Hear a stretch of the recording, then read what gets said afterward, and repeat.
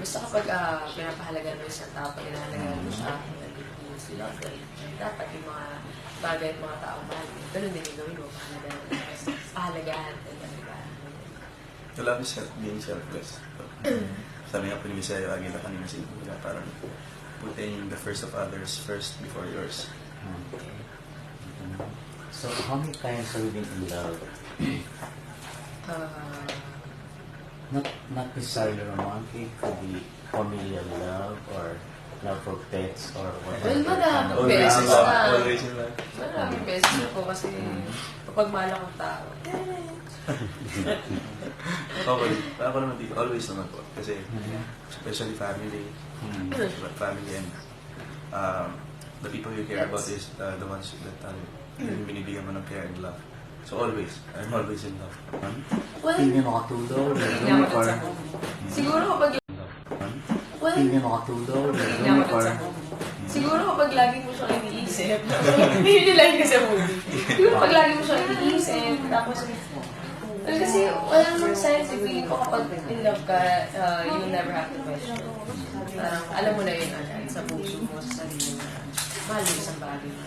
like, okay. Siguro you'll know when you're in love dito kapag ano ka you give special attention to certain people or to a person. Tapos you feel good whenever you're around that person and parang yung taong to yung cause ng happiness mo whenever you're around this person. You feel good. That's when you know maybe you're in love. Ayos naman po. Feeling ko naman po lahat naman po tayo na kasi Yes po. Kumbaga parang as we grow older po, parang yung buhay is bibigyan tayo ng mga patikim dito. So, yes, bibigyan tayo ng mga patikim dito. So, yes, I've been heartbroken also.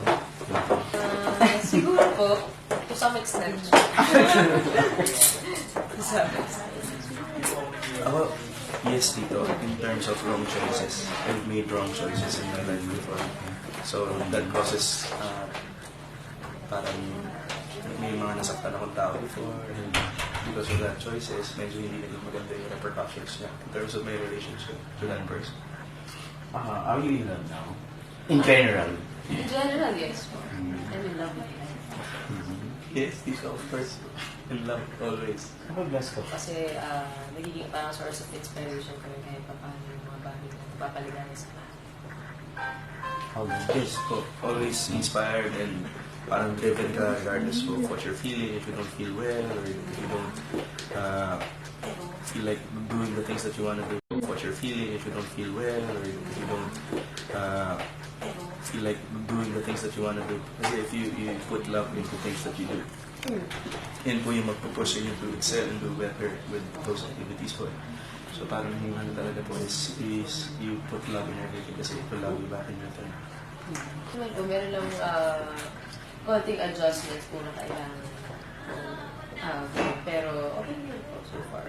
So, less appearance on Bulaga. Bulaga Yes po. po. Kasi Medyo actually, Sinag of Peace po kasi. Yes, in the car. Yes po, Sinag. Sinag. Sinag of Peace po. Simple lang po siya. Simple yung babae. Normal na mga yun. Masayahin. Tapos medyo kalog din. Dun sa part mo na yun, parang medyo na kikita ko yung sarili ko din sa pagka-bitter sa love ng kaunti. Yes, may ganun lang siya. Siya yun? Yes po, siya. Hindi ko naman po nakikita sa sarili ko.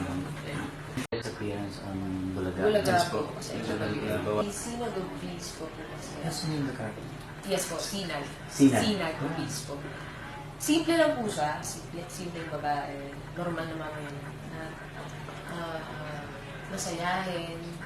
Tapos medyo kalog din. Dun sa part mo na yun, parang medyo na kikita ko yung sarili ko din sa pagka-bitter sa love ng kaunti. Yes, may ganun lang siya. Siya yun? Yes po, siya. Hindi ko naman po nakikita sa sarili ko. Ito is Benjamin Rosales. Dito. I'm a struggling architect na hindi po siya masyadong hinayaan ng wealth. So, he only lives with his mom.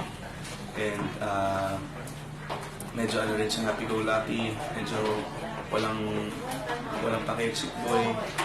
But always try to do things na makakaganda sa buhay nila ang ina. So I guess that's what yung character ko na common denominator namin ni Benji. personal problems po namin. Pero share naman po namin. Yes po, because people, araw-araw kami magkasama, and we work most of the time together. So it's really kind of, yung parang to build a relationship po, parang part po siya. What do you usually talk about on the set? Monday. Ha? Pamangkin ko. Pamangkin mo? Oo. What about? Sinukit kasi si Niece or Alden. nephew? Nephew po. Ah. Sinukit si Alden. Tapos, yun lang po yung pinag-usapan namin palagi. Kasi minsan yung work, and the characters, the most especially kasi sa we're doing a soap. Ikaw meron ba ng kissing scene?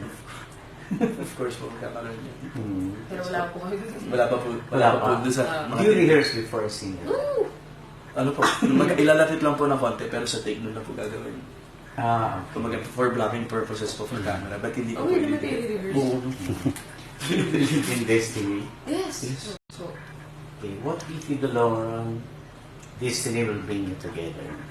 Well, hindi naman po namin pinapangunahan lagi yung buhay kasi parang it's law of attraction po. When you think about something and you believe in it, sa puso mo, gagawa yung universe and si Lord ng paraan to make that happen. And pero kung di siya destiny. kung di siya destiny, Hindi siya destiny. then hindi, wala po tayong magagawa. Destiny talaga.